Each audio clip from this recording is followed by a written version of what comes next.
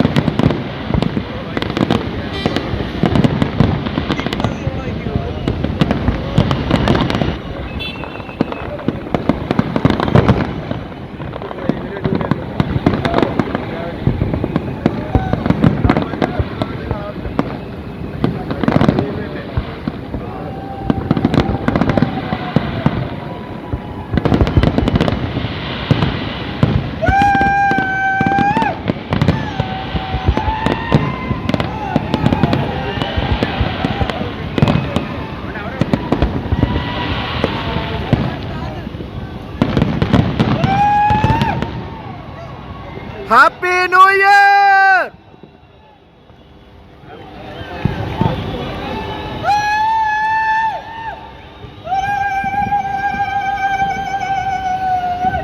Burj Khalifa നിന്ന് പൊളിക്കുക കേട്ടോ.